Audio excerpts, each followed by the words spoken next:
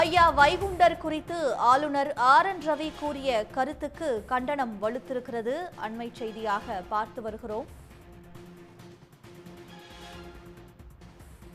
ஐயா வைகுண்டர் குறித்து ஆளுநரின் கருத்துக்கு ஐயா வைகுண்டர் தலைமைபதி நிர்வாகி பால பிரஜாபதி கண்டனம் தெரிவித்திருக்கிறார்.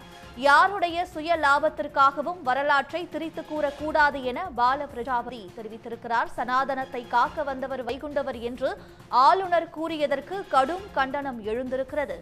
ஐயா வைகுண்டர் சுவாமியின் 192வது அவதார தின விழா சென்னை கிண்டியில் உள்ள ஆளுநர் மாளிகையில் நடைபெற்றது.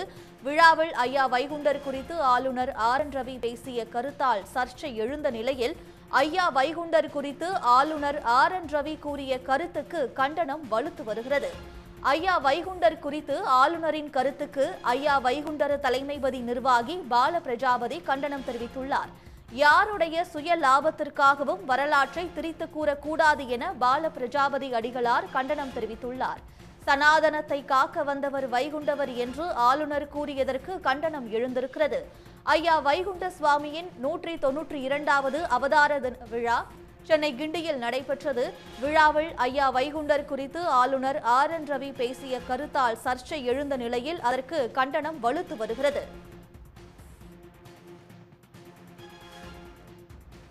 ஐயா வைகுண்டர் குறித்து ஆளுநரின் கருத்துக்கு ஐயா வைகுண்டர் தலைமைபதி நிர்வாகி பால பிரஜாபதி அடிகளார் கண்டனம் தெரிவித்துள்ளார். யாருடைய சுய லாபத்திற்காகவும் வரலாற்றை திரித்து கூறக்கூடாது என பால பிரஜாபதி அடிகளார் கண்டனத்தை பதிவு செய்திருக்கிறார். சனாதனத்தை காக்க வந்தவர் வைகுண்டவர் என்று ஆளுநர் கூறியதற்கு கண்டனம் எழுந்துள்ளது. ஐயா வைகுண்ட சுவாமியின் 192வது அவதார தின விழா சென்னை கிண்டியில் உள்ள ஆளுநர் மாளிகையில் நடைபெற்றது. விழாவில் ஐயா வைகுண்டர் குறித்து ஆளுநர் ஆர்.என். ரவி பேசிய கருத்தால் சர்ச்சை எழுந்த நிலையில் அதற்கு தற்பொழுது கண்டனம் வலுத்து வருகிறது. ஐயா வைகுண்டர் குறித்து ஆளுநரின் கருத்துக்கு ஐயா வைகுண்டர் தலைமைபதி நிர்வாகி பால பிரஜாபதி அடிகளார் கண்டனம் தெரிவித்திருக்கிறார். யாருடைய சுய லாபத்திற்காகவும் வரலாற்றை திரித்து கூறக்கூடாது என்று அவர் ஆவேசமாக தனது கருத்தை பதிவு செய்திருக்கிறார். சனாதனத்தை காக்க வந்தவர் வைகுண்டவர் என்று ஆளுநர் ஆர்.என். ரவி கூறியதற்கு கண்டனம் வலுத்து வருகிறது.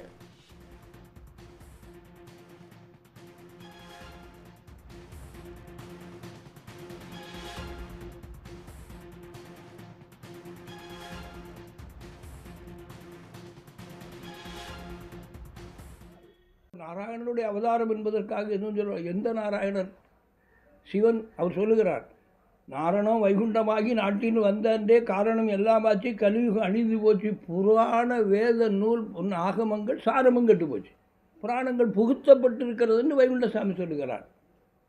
எல்லா புராணங்களிலும் வரலாறு திரிக்கப்பட்டிருக்கிறது, எனவே அதெல்லாம் பொய் சூடி போனது, எனவே அதை நம்பி இருக்காதீர்கள், நீங்கள் ஒரு புதிய சகாப்தத்திற்கு வாருங்கள், தெய்வத்தை உங்களுக்குள்ளே கண்ணாடி வழிபாடு, எங்கே உருவ வழிபாடு ஐயா சொல்லலை. அதுபோல் தமிழில் அவரவர் தாய்மொழியில் அவரவர் வழிபடுங்கள், சிவனை முதன்மைப்படுத்த சிவனே ஐயா.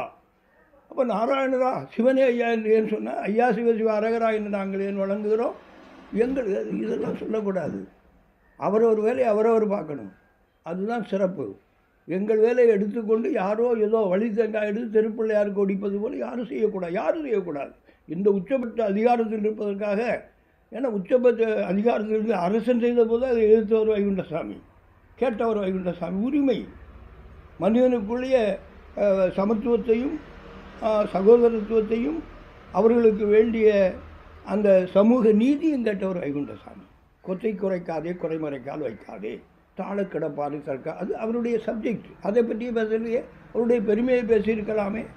ஜனாதனம் என்று சொல்லக்கூடிய ஒரு மதத்திற்காக அந்த மதத்தில் இருக்கிற ஜாதி, அதுபோல மனு தர்மம், சதுர்வர்ணம் ஏற்றுக்கொள்ள முடியுமா?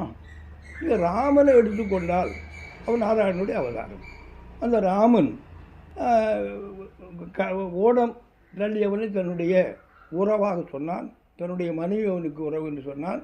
அதுபோல் ராமன் சமத்துவத்தை பேசினான், சமூக நீதி. அவனுடைய ஒரு நாட்டில் உள்ள கடைகோடி ஒரு பெண்ணுக்காக தன் மனைவி அனுப்பினான். கேட்ட கேள்விக்கு அவன் சொன்னான், சீதை எனது மனைவி, ஆனால் அவள் அவனது ராணி.